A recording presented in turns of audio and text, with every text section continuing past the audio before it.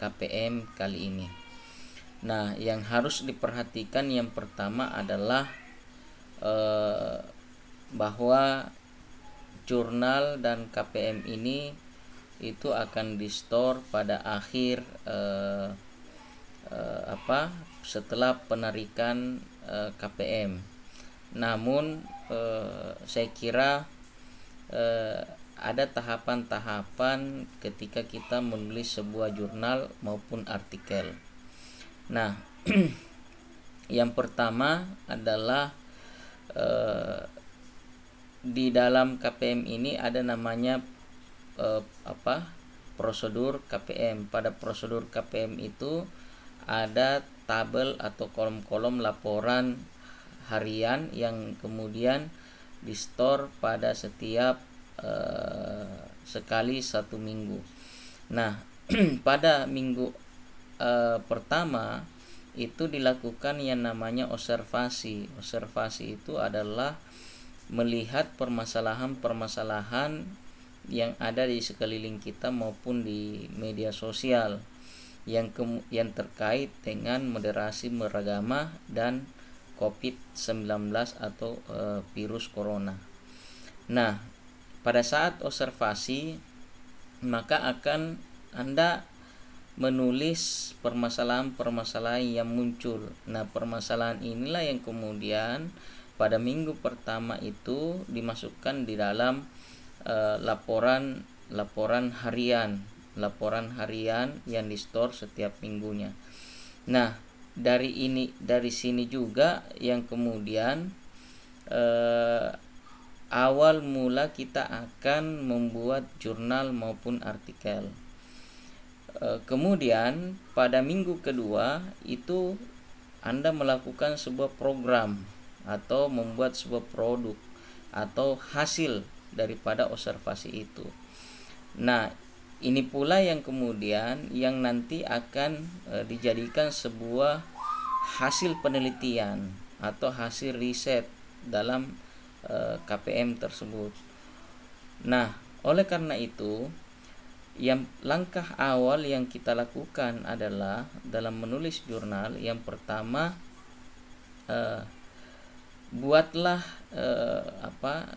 carilah permasalahan di tengah-tengah masyarakat atau di sekeliling Anda. Tidak perlu berinteraksi di luar. Kemudian misalnya contoh ya, bagaimana pencegahan COVID atau virus corona. Nah, di sini permasalahan judulnya. Kemudian permasalahannya banyak, misalnya banyak yang kemudian tidak memahami bagaimana cara mencuci tangan dengan baik, bagaimana cara memakai masker yang bagus. Nah, ini yang kemudian menjadi permasalahan. Kemudian hasilnya adalah apa yang Anda lakukan ketika KPM, misalnya membuat masker, membuat ini. Nah, pada hasil ini kemudian Anda ceritakan bagaimana proses pembuatannya, bagaimana perencanaannya, bagaimana pelaksanaannya, bagaimana hasilnya, ya, sehingga kegiatan KPM ini menghasilkan produk. Tetapi di dalam penulisan jurnal ada beberapa sub, termasuk pada pembahasan kedua itu ada literatur kajian pustaka. Nah, kajian pustaka ini kemudian Anda mencari referensi di Google Scholar.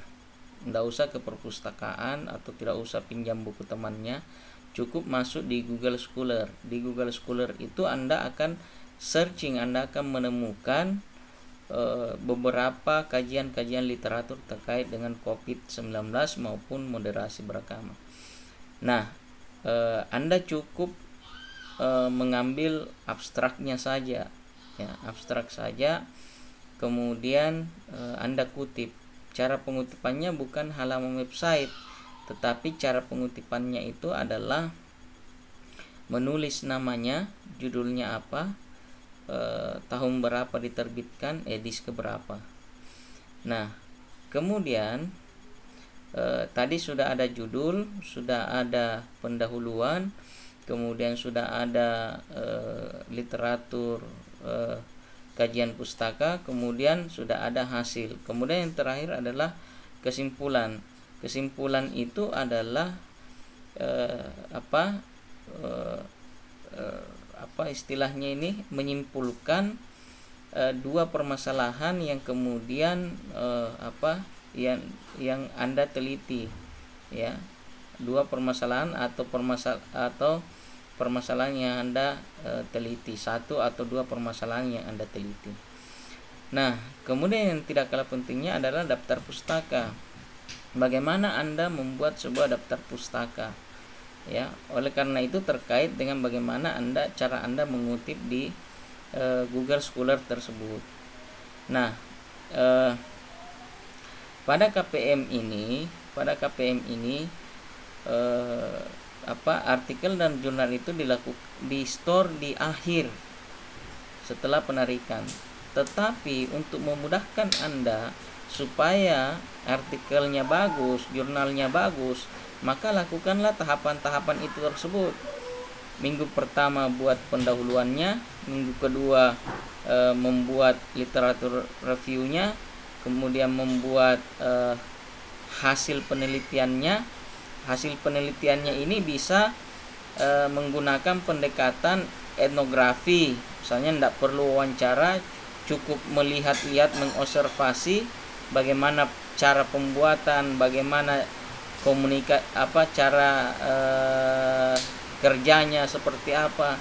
Bisa juga dengan mewawancarai orang-orang di sekeliling Anda. Saya kira itu demikian. Wassalamualaikum warahmatullahi wabarakatuh.